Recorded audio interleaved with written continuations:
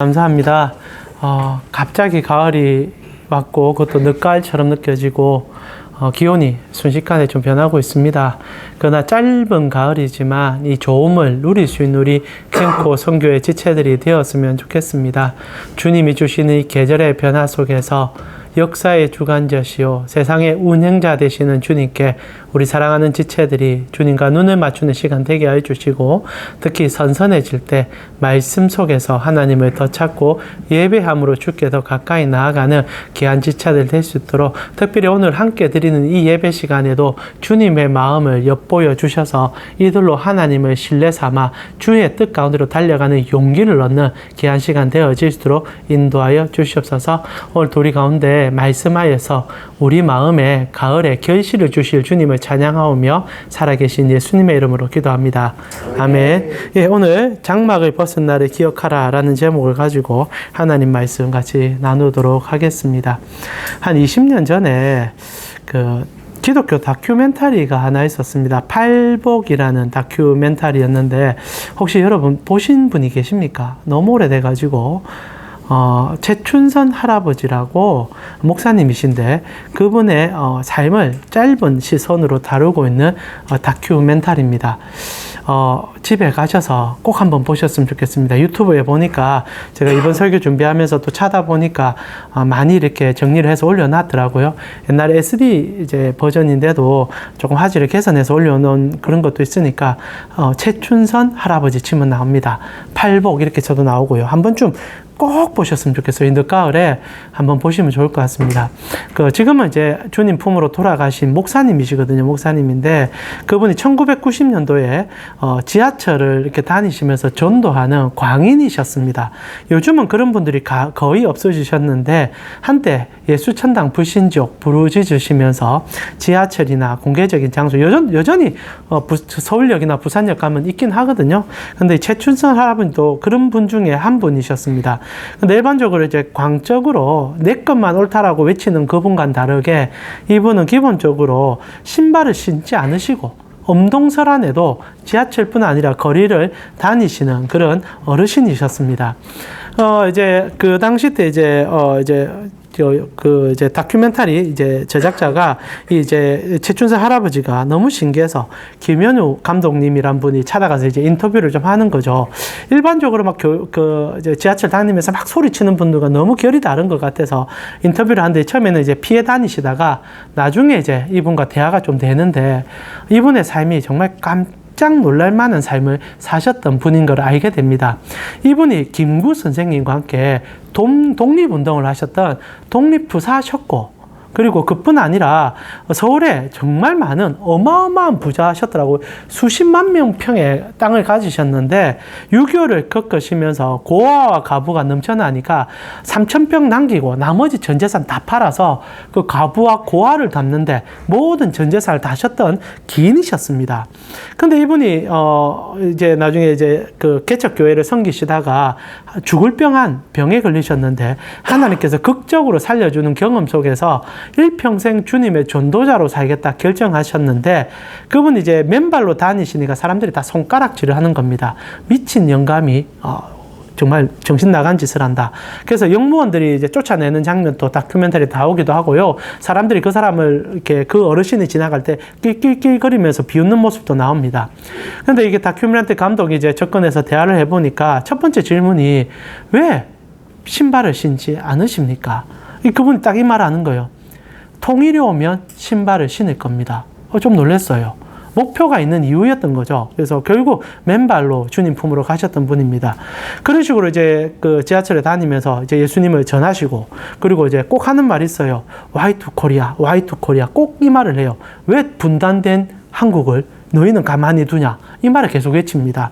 그러니까 어찌 보면 일제치하 때부터 독립운동을 하시다가 주님을 만나고 주님으로 세상을 바라보다가 너무 답답함으로 선지자 같은 마음으로 부르짖다가 돌아가신 분이에요.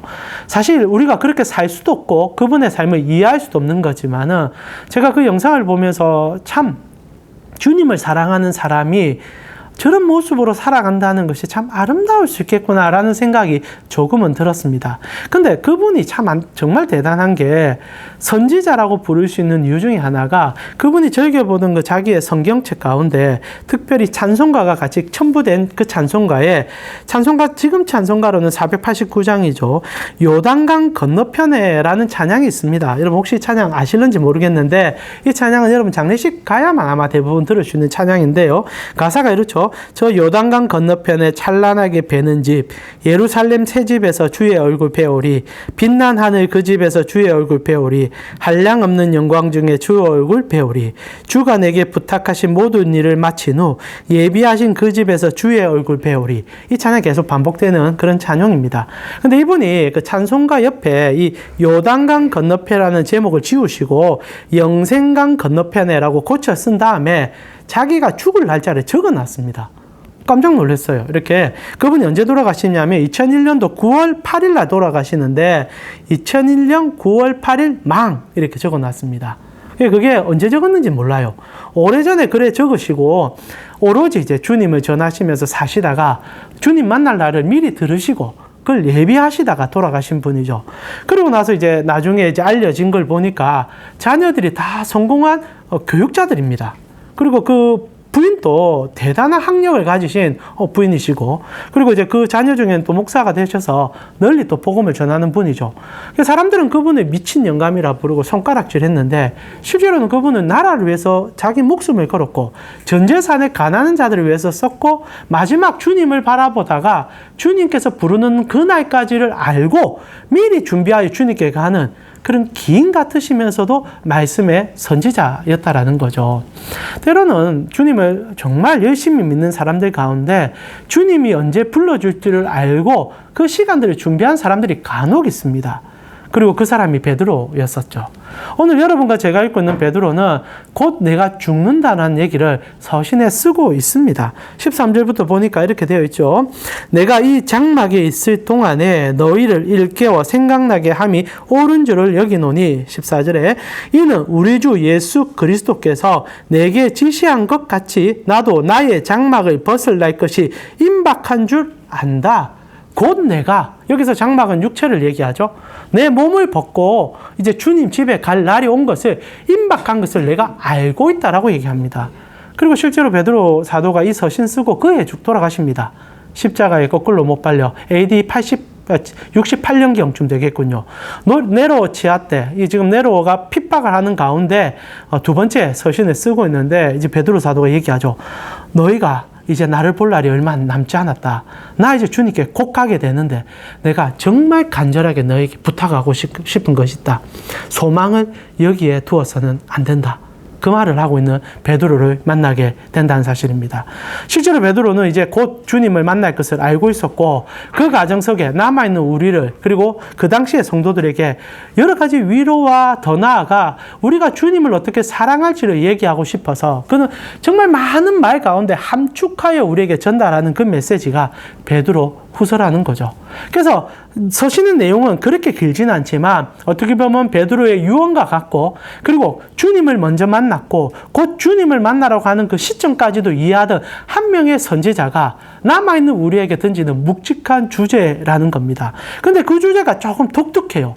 베드로가 살면서 예수님과 함께 경험했던 하나의 에피소드를 얘기해주며 이것을 너희가 기억해 주었으면 좋겠다라는 얘기를 한다는 겁니다. 그게 이제 16절에서 17절, 18절의 이야기지요. 여러분 조금 피곤하신 것 같은데 이럴 때는 말씀을 읽으면서 잠을 깨우는 게 좋은 것 같습니다. 자, 우리 16절에서 18절까지 같이 한번 읽어보았으면 좋겠습니다. 같이 읽겠습니다. 예수 그리스도의 능력과 강림하심을 너희에게 알게 한 것이 교모이 만든 이야기를 따른 것이 아니요 우리는 그의 크신 위엄을 친히 본 자라. 지극히 큰 영광 중에서 이러한 소리가 그에게 나기를 이는 내 사랑하는 아들이요 내 기뻐하는 자라 하실 때에 그가 하나님 아버지께 존귀와 영광을 받으셨느니라. 이 소리는 우리가 그와 함께 거룩한 산에 있을 때에 하늘로부터 난 것을 들은 것이라. 베드로가 이런 얘기를 합니다. 내가 이제 곧 주님을 만나러 가는데 너희도 주님이 살아계실 뿐 아니라 그분이 다시 올 것을 기대하면서 나와 같이 이 주님을 따르는 삶을 함께 살아내자라고 얘기하는 그 얘기 속에 자신이 어떤 큰 거룩한 산에서 하나님의 직접적인 음성, 이는 내 사랑하는 아들이라는 음성을 들었던 것을 간증 삼아 이야기하고 있다는 겁니다. 자, 여기서 중요한 것은 단순히 베드로가 내가 하나님의 음성을 들었으니 나는 하나님을 직접 경험했으니 너희도 그런 소망을 갖고 살아라는 얘기를 1차적으로 전달하는 뉘앙스도 있지만은 이 과정을 조금 더 이해한다면 이 얘기는 실제로 우리에게 어떤 삶의 방향을 살아야 될지를 이야기하는 얘기와 같습니다. 지금 베드로는 어떻게 보면 마지막 죽음을 앞두고 정말 짧은 한 문장으로 많은 이야기를 전달하고 있는 거죠.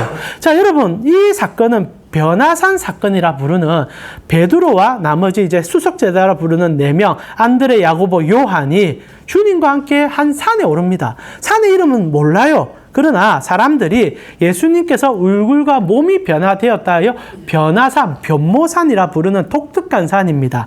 거기에 올라갔을 때 어떤 일이 있었는지 혹시 여러분 아십니까?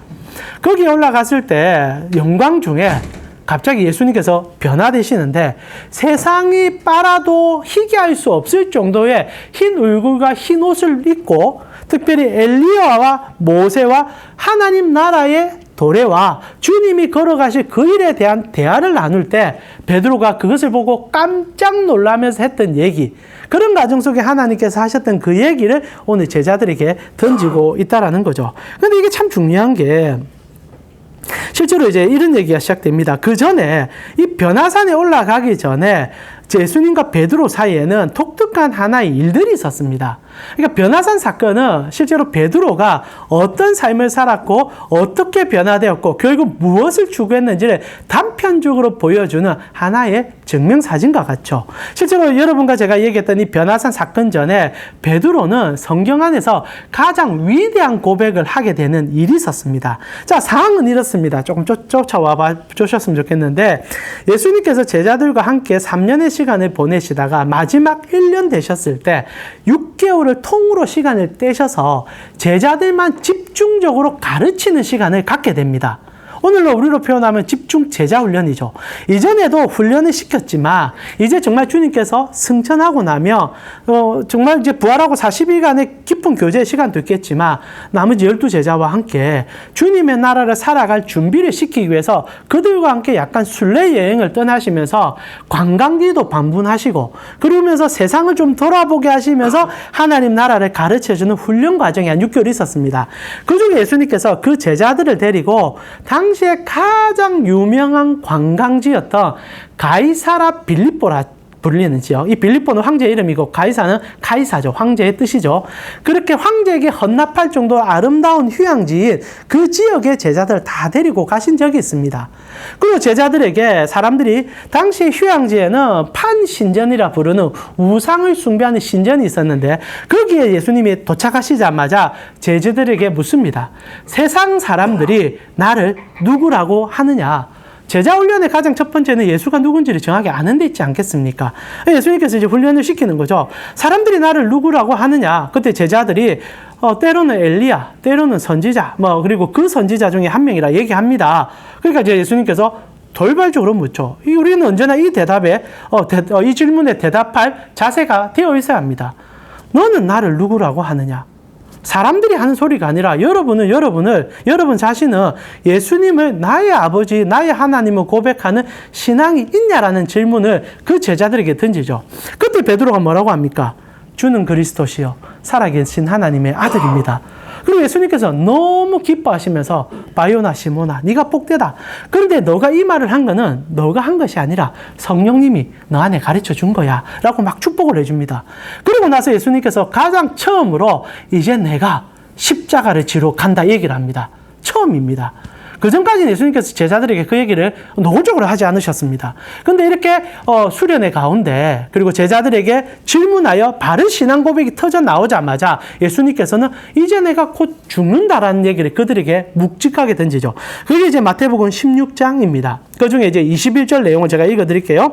이때 그때로부터 이제 베드로가 신앙 고백을 한 이후로부터 예수 그리스도께서 자기가 예루살렘에 올라가 장로들과 대제사장들과 서기관들에게 많은 고난을 받고 죽임을 당하고 3일 만에 살아나야 할 것을 제자들에게 비로소 나타내시느니라.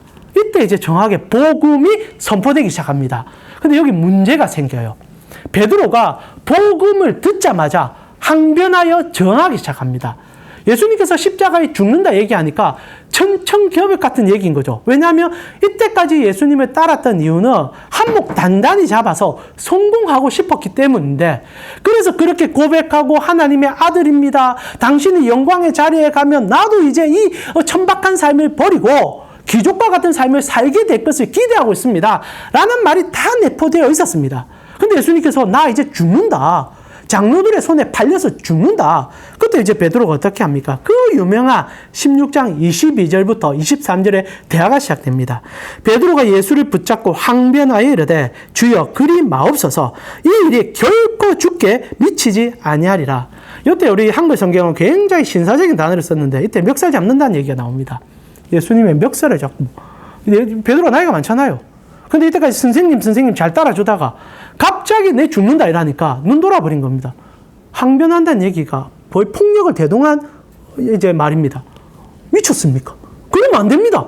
내가 지금 내가 몇 년을 당신을 위해서 갈아넣고 있는데 그딴 소리 하려고 내가 이거 들은 건 줄 압니까?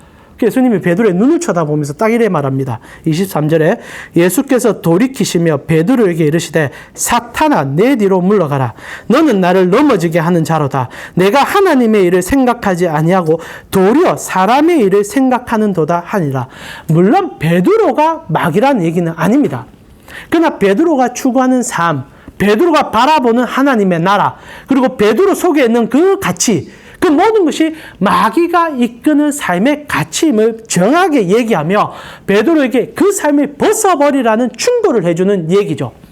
이 사건이 있은 후에 변화산에 데리고 가는 겁니다. 변화산에 데리고 가서 예수님이 뭘 보여주십니까? 예수님을 보여줍니다. 지금 베드로는 예수님을 통하여 받는 세상을 생각했습니다. 예수님은 거치는 반석일 뿐이에요. 물론 예수님의 복음이 그러하지만은 예수님이라는 것 도구에 불과하고 나는 저분을 통하여 내 인생의 큰 몫을 잡아보겠다는 게 베드로의 가장 큰 목적이었죠. 근데 하나님께서, 예수님께서 그것을 철저하게 부정시킨 다음에 제자들을 데리고 산으로 올라갑니다. 그리고 나서 특별히 4명 제자, 이 4명이 정말 문제거든요. 교회에서 열심히 있는 사람이 교회를 가장 망가뜨립니다. 이때 좀 웃을 줄 알았는데 진실로 받아들이시니 그렇지 않습니다. 열심히 사셔야 됩니다. 자, 4명이 가장 심각한 문제가 있는 사람들인데 이래 데려가셔서 2명을 함께 보여주죠. 엘리야와 모세와 예수님을 보여줍니다. 자, 사실 제자들이 이해를 못했을 건데 오늘 베드로의 고백이죠. 이 얘기를 왜 하게 되냐면 베드로가 처음으로 눈으로 봤을 때는 갑자기 성경에서 가장 위대한 2 선지자가 나타난 겁니다. 엘리야가 나타나고 모세가 나타났어요. 그리고 예수님과 대화를 나누는데 옷이 희게 되고 얼굴에 광채가 나니까 이게 도대체 자기 이성으로 판단할 수 없는 놀라운 영광을 보게 된 겁니다. 그러니까 기분이 너무 좋아진 거예요. 그때 베드로가 어떤 얘기 합니까? 초막셋을 지어서, 이제 마태복음 17장 4절이죠. 제가 한번 읽어드릴게요. 베드로가 여짜되 예수께 여쭈어 이르되 주여 우리가 여기 있는 것이 좁사오니 만일 주께서 원하시면 내가 여기서 초막셋을 짓되 하나는 주님을 위하여, 하나는 모세를 위하여, 하나는 엘리야를 위하여 하고 싶습니다. 평생 추구했던 모든 좋음이 거기 다 있다라는 생각을 한 겁니다. 그러니까 여기 그냥 집 지어서 살아보자. 자기들을 위한 집도 아니에요. 예수님과 모세와 엘리야를 위해서 집 지어줄 테니까 우리와 같이 머물러 주십시오.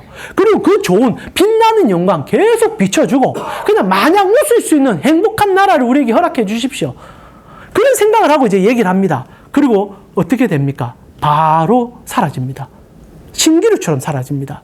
그리고 그때 하늘에서 음성이 들려요.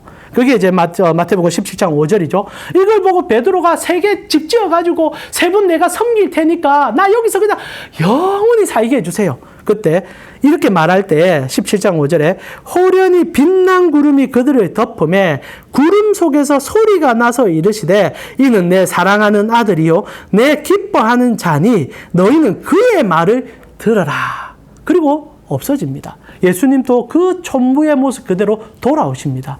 그러고 나서 17장 8절에 이렇게 이 변화산 사건의 마무리 짓죠. 제자들이 눈을 들어 보고 오직 예수 외에는 아무도 보이지 않더라.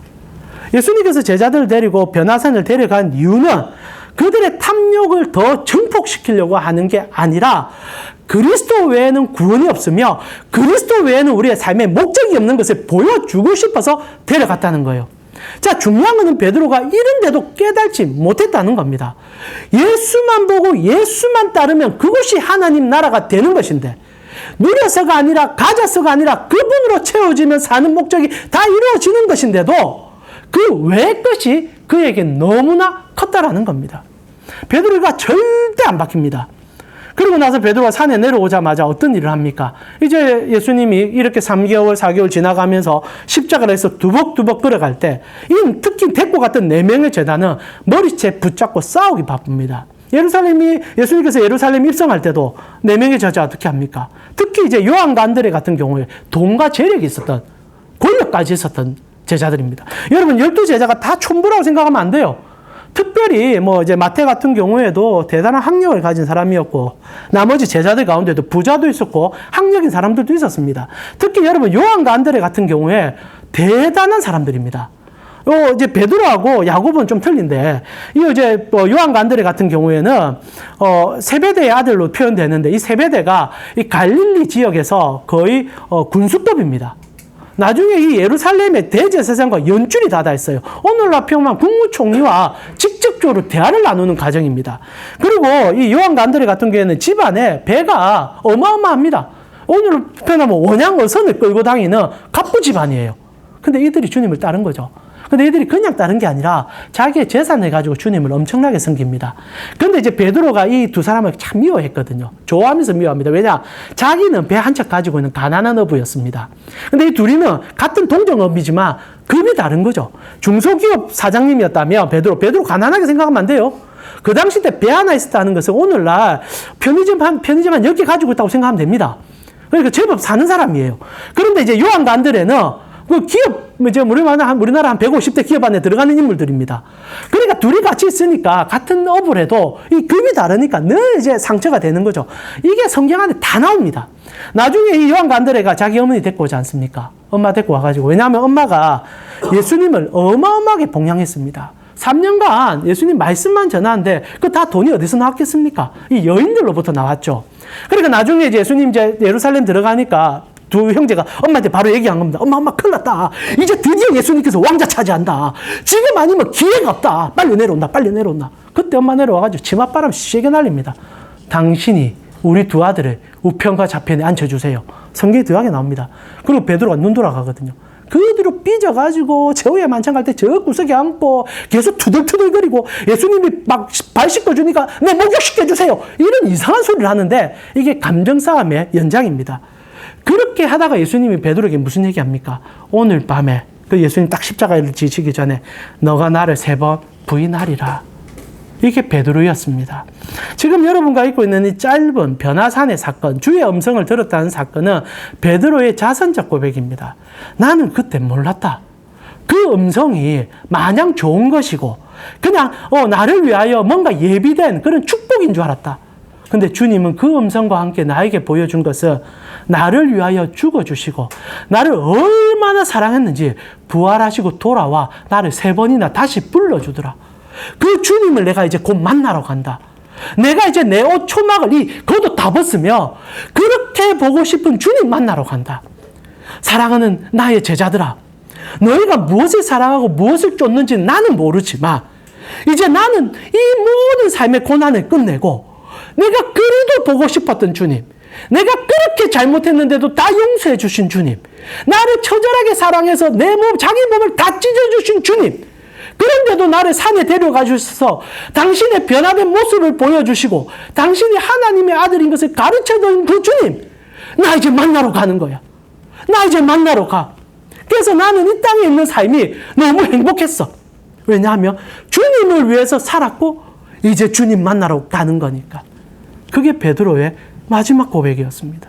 그리고 그 굵직한 음성은 오늘날 우리에게도 함께 전달되어야 하리라 생각합니다. 베드로가 오늘 이렇게 짤막한 얘기 속에 얘기합니다. 나 이제 얼마 있으면 주님 봐. 이게 슬픔의 얘기가 아닙니다. 장례식의 우울함이 아니에요. 영광의 음성을 들었는데 이제 매일 들으러 간다는 그 얘기입니다. 나 너무너무 행복하다 이 얘기예요. 그러면서 성도들에게 얘기합니다. 힘들어도 견디자. 왜냐하면 이 일을 기억하는 주님이 너희를 만났을 때 가장 축복해 주실 거야. 그래서 베드로가 19절에 이렇게 얘기하지 않습니까? 또 우리에게는 더 확실한 예언이 있어. 어두운 데를 비추는 등불과 같으니 날이 새어 샛별이 너희 마음에 떠오르기까지 너희가 이것을 주의하는 것이 옳으니라. 말씀을 부단히 읽으며 예수를 만나서 그분을 쫓는 삶, 잠시 1,000,000원 벌고 1억 벌고 10억 버는 거, 그거 초계와 같아. 주님 만나며 그거 아무것도 아니었던 것을 기억하게 될 거야. 주님이 우리에게 묻는 것은 너 얼마 벌었니가 아니라 너 주님과 이 세상 살아갈 때 나와 함께 어떤 추억을 가지고 있니를 묻게 될 것인데, 그때 영광된 계시의 비밀을 주님 앞에 말하는 그날까지 함께 달려가자. 사랑하는 우리 캠코성교회 지체 여러분, 삶의 소망이 어디에 있는지는 여러분 스스로가 물을 거라고 생각합니다. 그러나 목사로서 답답함을 담아 여러분에게 부탁합니다. 여러분 인생이 1000년 만년 올 거라 생각하지 마십시오. 내일 주님 부르시면 가야 합니다. 그러면 주님 만났을 때 여러분은 어떤 추억을 얘기하시겠습니까? 주님, 주식에 1,000,000원 투자했는데 그거 못 보고 왔습니다. 주님 웃을 거예요. 주님, 저 해운대 1,000평의 땅을 내가 준비하고 있었는데 주님 불러주시지 않습니까? 이게 무슨 일입니까? 주님 눈물 흘리지 모르겠습니다. 그러지 마시고 주님 만났을 때 주님 기도하다 주님 만나러 왔습니다. 찬송 부르다 주님께 왔습니다. 주님, 주님의 나라를 앙망하다가 왔습니다. 눈을 뜰 때도 주님 생각했고 주님과 동행하는 삶을 살았습니다. 너무 보고 싶었습니다. 너무 보고 싶었습니다. 오늘 베드로 얘기하잖아요. 너무 보고 싶습니다. 이것이 우리 신앙의 고백이 되어질 때 여러분은 절대 인생을 헛되게 사는 것이 아니게 될 것입니다. 이제 우리 같이 한번 기도하면서 나아갈까요?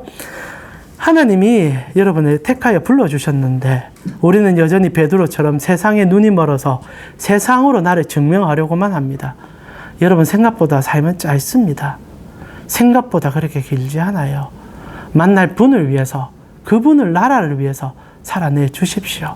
그게 여러분에게 가장 복될 것입니다. 이 시간 캠코에 주님이 부르신 이유가 있습니다. 이곳에서 여러분 삶의 본질을 찾아라는 것도 중요하지만 더 중요한 것은 주님의 나라를 함께 이루어가고자 불러주신 거 아니겠습니까? 주여, 이곳에도 하나님 나라를 경험하는 나의 삶이 되게 하여 주시고 내 가정과 내 교회 안에도 주님을 앙망하며 살아가는 나의 삶이 되게 하여 주시옵소서. 이 시간 천국 소망을 품으시며 함께 주님과 고백하며 만날 그날을 기대하는 우리의 신앙이 되게 해달라고 함께 기도하면서 주께 나아가겠습니다. 같이 한번 기도드리겠습니다. 하나님 감사합니다. 오늘도 우리 사랑하는 캠코 성교의 지체들과 함께 주님을 앙망하며 주님을 바라보며 두벅두벅 걷는 우리의 삶을 의지하고 고백합니다. 하나님, 정말 우리가 마치 영원히 살 것처럼 생각하고 이 땅에서 손에 정말 모래 같은 무언가를 집어잡으려고 너무 아둥바둥 살지는 않는지를 돌아보게 됩니다. 하나님, 다시 한번 눈을 들어 하나님 나라를 봅니다.